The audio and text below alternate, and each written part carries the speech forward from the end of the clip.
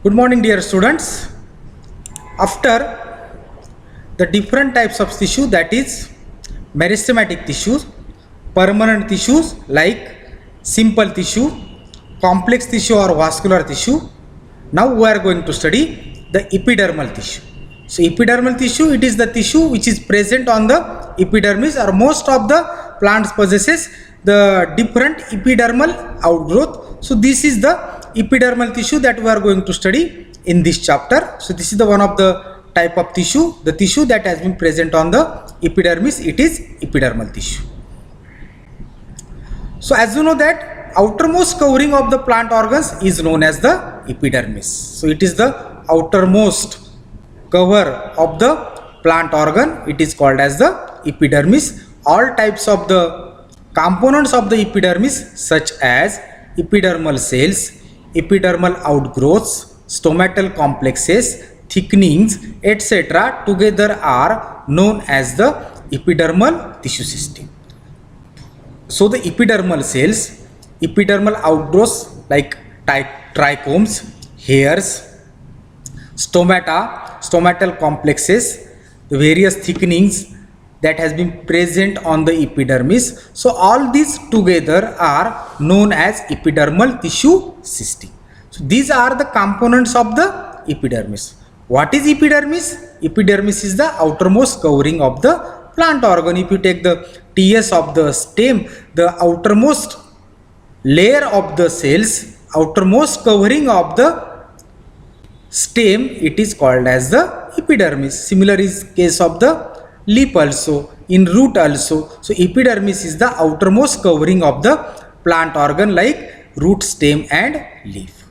And all types of components of epidermis such as epidermal cells, epidermal outgrowths, stomata, stomatal complexes, thickenings, etc. together are known as epidermal tissue system. So here in this lecture we are going to study the epidermal tissue system, where the various components of the epidermis we are going to study. So the first one, component of epidermis, it is the epidermis itself. These are the epidermal cells. So epidermal cells are compactly arranged and are of various shapes and sizes. Margins of the epidermal cells are of various shapes such as straight, zigzag, undulated, thickened, etc. Outer wall is generally thickened or covered with cuticle. In roots, it is thin. So epidermis is the outermost layer which possesses epidermal cells.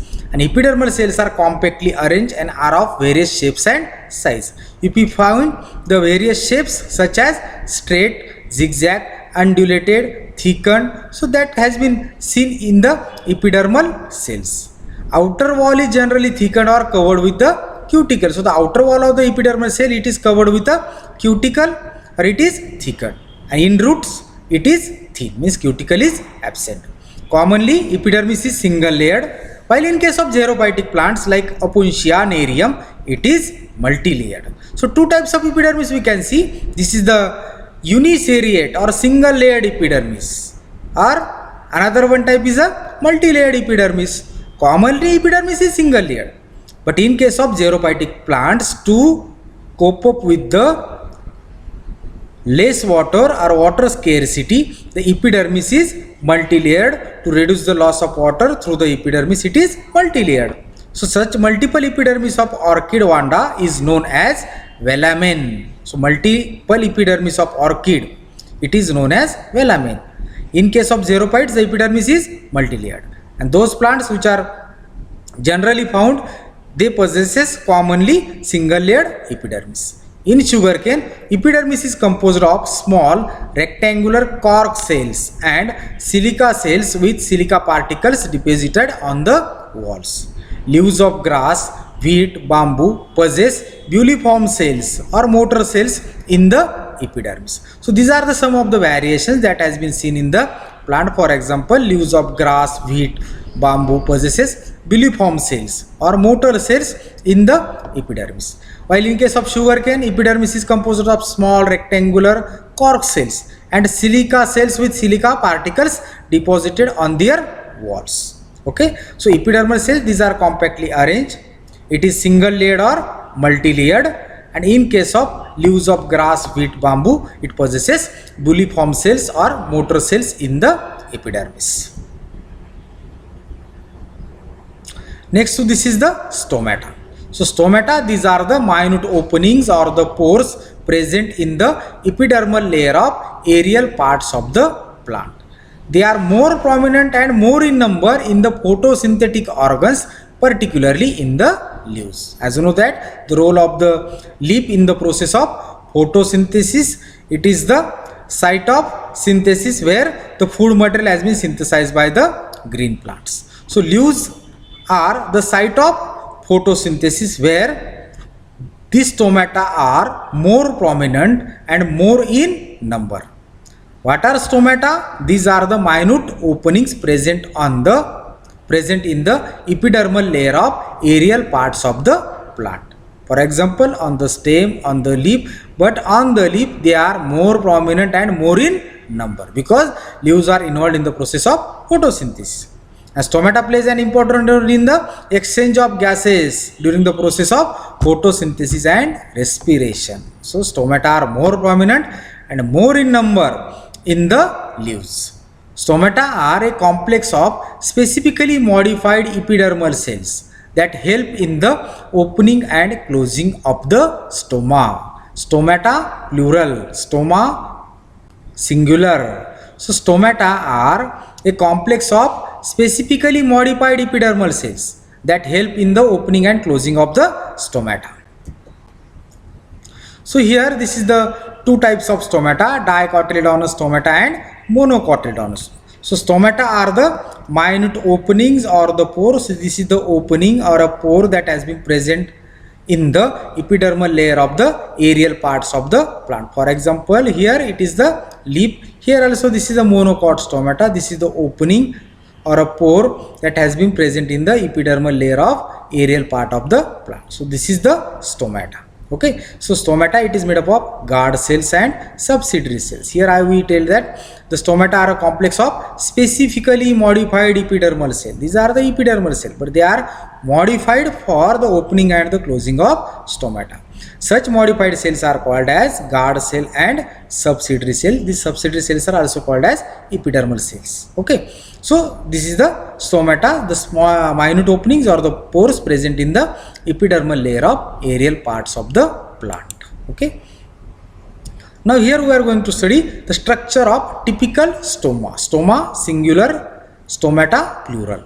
So stoma is a minute opening present in the epidermal layer. Here we can see this is the stoma, the 4-1, this is the stomata, these are stomata, single stoma. So stoma is a minute openings or the pore present in the epidermal layer. Each stoma, it is surrounded by two semilunar cells called as guard cells. So these are the guard cell. Two guard cells has been present here. In dicotyledons, guard cells are kidney shaped, while in monocots they are dumbbell shaped. So here this is the monocot stomata, where if you see the structure of the guard cells, so this is the guard cells which are dumbbell shaped. These two guard cells shape is dumbbell shape, while in case of dicot it is kidney shape. This is the one of the characteristic of the dicot and monocot leaf. Here dicot leaf possesses kidney shaped guard cells in the stomata, while the monocot possesses dumbbell shaped guard cells. So this is the difference between dicots and monocots. So in dicotyledons, guard cells are kidney shaped, while in monocots they are dumbbell shaped. Supporting epidermal cells present adjacent to the guard cell are known as subsidiary cells, or they are also called as the epidermal cells. These are the supporting subsidiary. Okay, so they are present around or adjacent to the guard. So all these are the subsidiary cell. Similarly, in case of monocot stomata, here also we can see the subsidiary cell.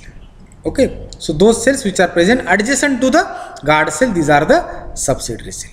Subsidiary cells are identical to the other epidermal cells. These are without chloroplast. So the subsidiary cell do not contain chloroplast, while the guard cells which contain starch containing chloroplast. It having the chloroplast, while the surrounding subsidiary cell do not contain chloroplast. They are without chloroplast. Next, so this is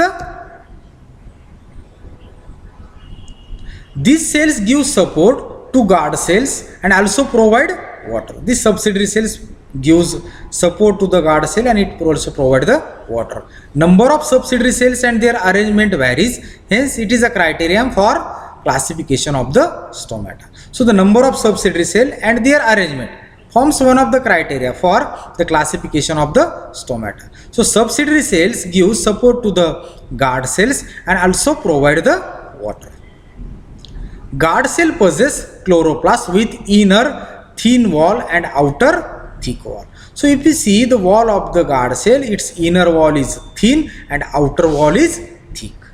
So this is required for the opening and the closing of stomata. So this is the main function of the guard cell which is involved in the opening and closing of stomata. These cells can become turgid and placid after absorbing and losing the water respectively. When guard cell absorb water, it becomes turgid, and when it loses water, it becomes flaccid. Okay, when guard cell are in a turgid state, stomata remains open. When guard cell become turgid, its inner wall is thin, outer wall is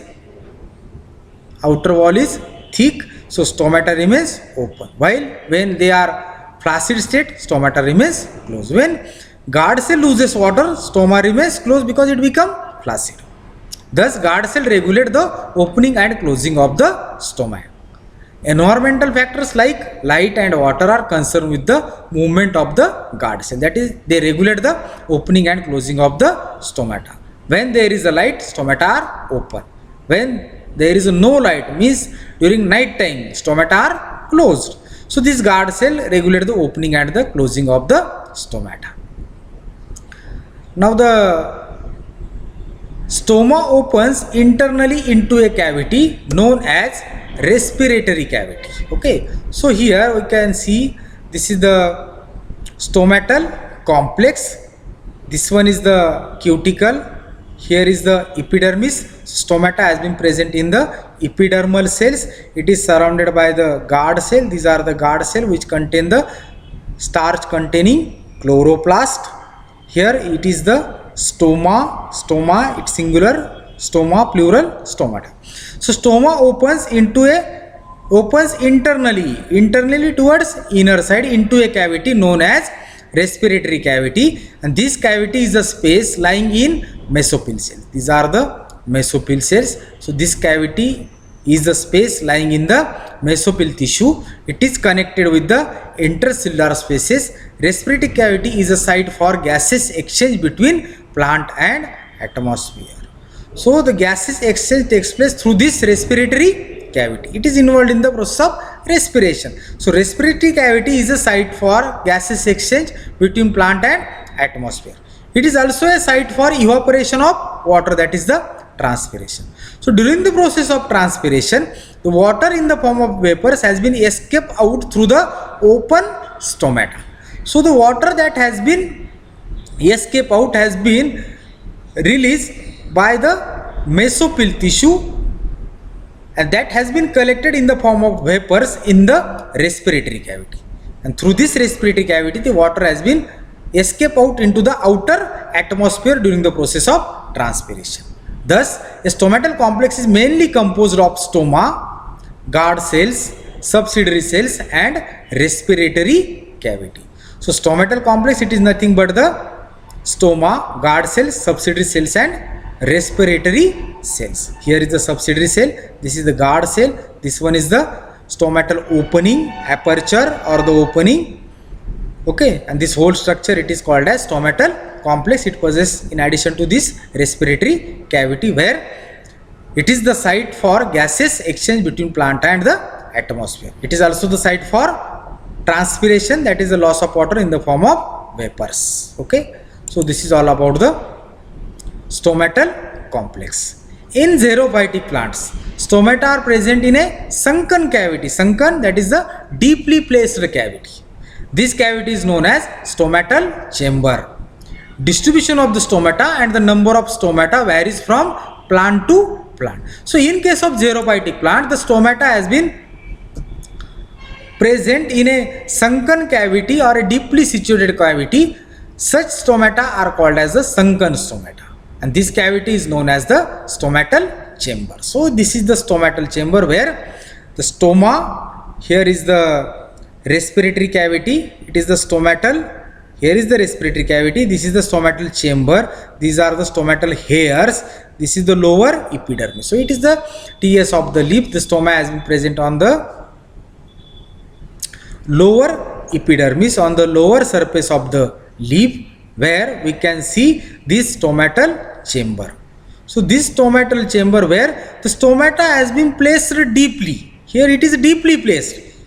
This is the lower epidermis, okay, this is the lower side of the lip, and if you see, this is the epidermis from this stomata which is deeply placed. If you see the relative position of the epidermal cells and the stomata, as you know that the stomata has been present in the epidermal cells, but here in case of xerophytic plants, this stoma is present in a sunken cavity or deeply placed cavity. So this cavity is known as stomatal chamber that possesses respiratory cavity. It is the site of gaseous exchange, stomatal hairs and lower epidermis. Okay, so these stomatal hairs has been present to reduce the loss of water from the stoma.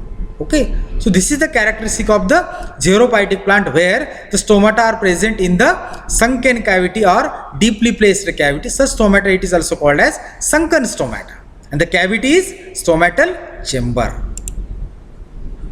Now the trichomes, these are also called as the epidermal hairs. So trichomes are the hairs that originate from the epidermis, so they are also called as epidermal hairs.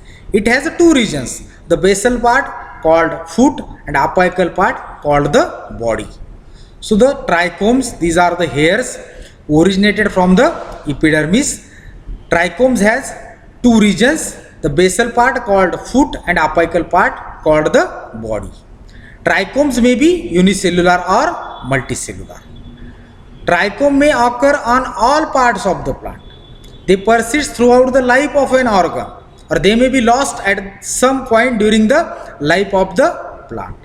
The unicellular trichomes possesses lumen with protoplast or devoid of protoplast. The unicellular trichome possesses lumen, empty space, with protoplast or without protoplast. These are the dry hairs. Most of them are hygroscopic, hence they help in retention of water. Unicellular hairs in root are absorptive in function. So these unicellular hairs, if they are present in the root, they perform the function of absorption of water. These trichomes occur on all parts of the plant. They persist throughout the life of an organ, or they may be lost at some point during the life of the plant. The unicellular trichomes possesses empty space with protoplast, or some possesses empty space or lumen without or devoid of protoplast. Such hairs are dry hairs.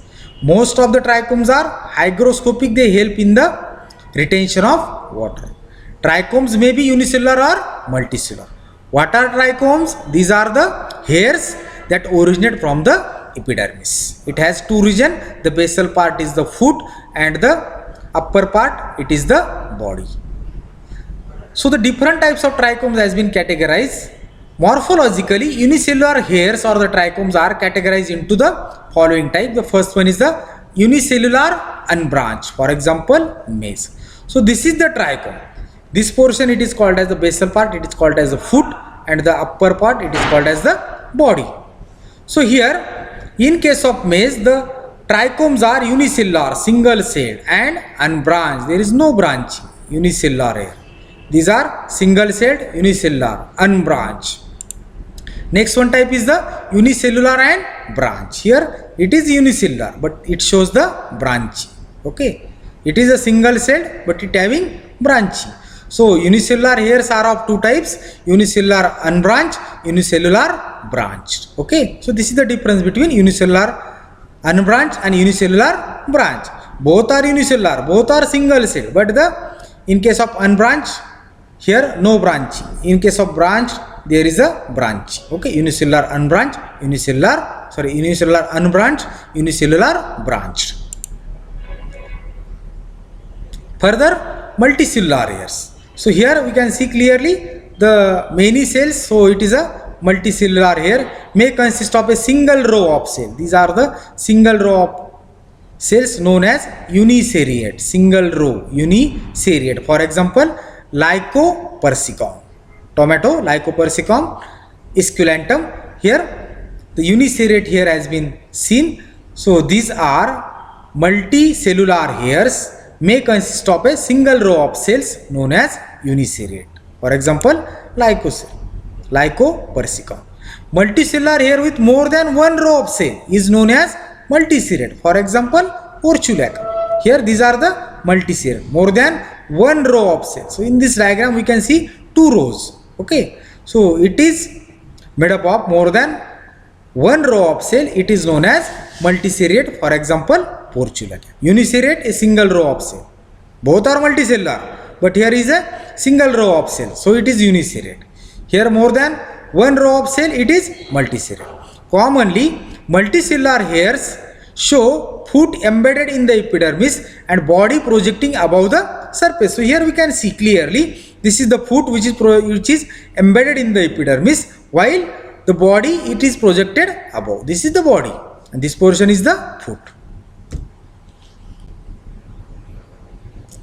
Unicellular hairs form a single bunch known as tufted hair. So here we can see this is the unicellular hair which form a single bunch. So it is called as tufted hair. Some multicellular hairs are branched, giving a tree-like appearance. So here we can see it is the branched multicellular hair which give a tree-like appearance. For example, Mimosa species, Plantanus. Such type of trichomes are multicellular branched. Here in the previous slide we can see here uniseriate unbranched. Here is a uniseriate unbranched. This is the multiseriate or multicellular unbranched. Now some multicellular hairs are branched, giving a tree-like appearance. So these are multicellular branch. Here we are studying the different types of trichomes. Sometimes they form scale-like structure. Scale-like structure, for example, Solanum verbaciefolium. Another common type of trichomes observed in the members of family Malvaceae are the stellate hair, star-shaped hair. Here we can see the stellate hair, star-shaped hairs. For example, Hibiscus rosa sinensis. Okay. So here we can see this star-shaped trichome, they are called as stellate hair. That has been found in the members of family Malvaceae, for example, Hibiscus. While sometimes unicellular hair group and form shield-like structure. So this looks like a shield. Shield, Marathi ज्याला आपण ढाल म्हणतो. So sometimes unicellular hairs grouped and form a shield-like structure known as peltate scalar hair. So these are the peltate hair. It forms a group and these unicellular hair group and form a shield-like structure known as the peltate hair. These are the stellate hair, star-shaped hairs. Okay, these are shield-like structures. It is called as peltate hair. Now, stinging hair of Urtica dioica or Fluoreo interrupta has a broad base embedded within the epidermal cells. So this is the base which is embedded in the epidermal cells, and the body looks like a fine capillary tube with pointed end. If you see the end, it is pointed. So it looks like a sting of an animal. So such type of hairs is a stinging hair.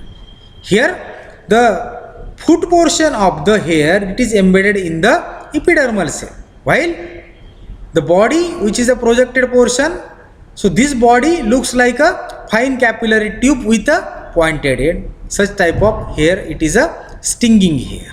Okay. Next to this is the glandular hairs. So the name glandular, they possesses certain glands which secrete some chemical substances, or these hairs are secretory in function. So there are special type of trichomes consist of stalk and unicellular or multicellular head.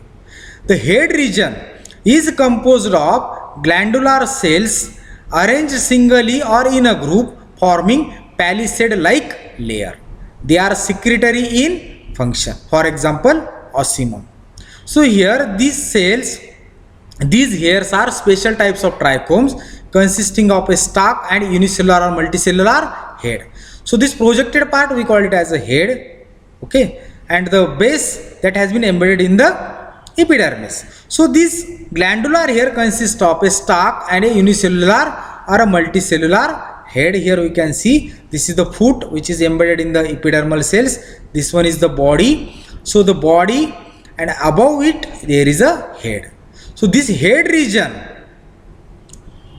is composed of glandular cell. These are the glandular cell which are compactly arranged like a palisade cells. Palisade like layer they form, and these cells are secretory in functions. For example, osmium, so we can get a certain smell from such type of plants. So multicellular glandular hair is found in plants of Nicotiana, Plumbago and other.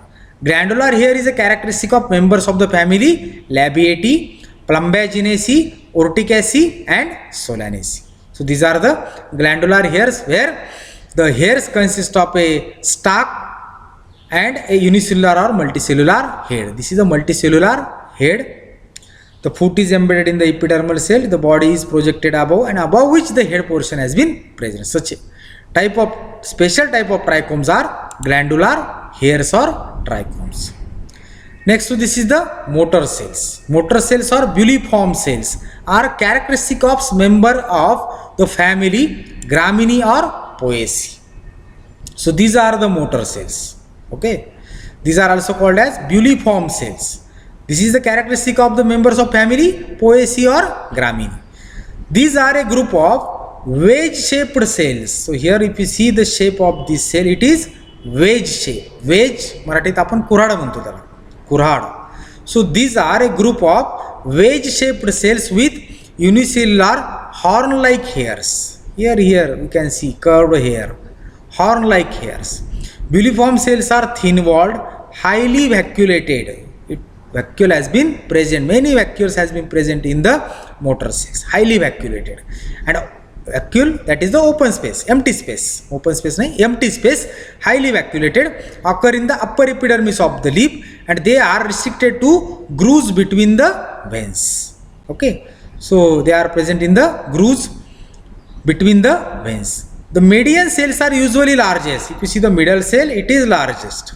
Median cell, middle cell, it is usually largest, and lateral are relatively smaller in size. They are relatively smaller in size, while the middle one, which is largest. Their radial walls are thin, but outer walls may be thicker than the adjacent epidermal cells. Outer wall it is thickened than the adjacent epidermal cell, but their radial wall it is thin. Buliform cells possesses transverse thickenings or bands. So these are the bands or the thickenings that has been seen on the buliform cells or the motor cells. Okay, so this is the characteristic of the members of the family Gramineae or Poaceae. Okay, so these cells are thin-walled, highly vacuolated, and occur on the upper epidermis of the leaf. Okay, they are restricted to grooves between the veins. Median cell, the middle cell is largest, and the lateral cells are relatively smaller in size, and they shows transverse thickenings or the bands. So these are the thickenings or the bands. So this is the TS of Maize-leaf that showing the motor cell. These are the motor cell. The horn-like hairs are also present here, unicellular horn-like. Now the cell wall is mainly composed of cellulose and pectic substances. These cells are hygroscopic, hence hold more water and remain turgid. They are without chlorophyll. So cell wall of the motor cells, it is composed of cellulose and pectic substances, and these motor cells are hygroscopic, which holds more water and remain turgid. So it retains water. Now the functions of the motor cell. The sudden and rapid expansion of these cells causes unfolding of the young leaf lamina. So the leaf lamina, the leaf which is a young, where its lamina, the expanded portion, it is the lamina of the leaf which is unfolded because of the sudden and rapid expansion of the motor cells. As these cells are hygroscopic in nature, on absorption of water, cells enlarge and cause unrolling of the leaf. Okay, while when the water is lost, they contract and cause rolling of the leaf. So unfolding, unrolling of the leaves is because of the hygroscopic nature of the motor cells. After absorption of water, the motor cells get enlarged and cause unrolling of the leaf. So leaves are found in a expanded form for the process of photosynthesis. While when water is lost, they are contract and cause rolling of the leaflet. So hence the name motor cell. Now the functions of epidermal tissue system. So the various component of the epidermis, that is epidermal cells, stomata, stomatal complex, various types of trichomes, glandular hairs, motor cells perform certain functions. These are the functions of epidermal tissue system. So epidermis is the outermost covering of the plant organ. So what is its function? It provides protection to the organs. Second function, it is limiting layer of an organ, hence decides size and shape of an organ. It is a limiting layer of the organ, hence it decides the size and shape of the organ. Epidermal structures such as stomata are the means for gaseous exchange and for respiration. So gaseous exchange during photosynthesis and respiration takes place through the open stomata. So stomata are the epidermal structures that are meant for gaseous exchange. In addition to this, in the process of transpiration, the water has been lost in the form of vapors through the open stomata.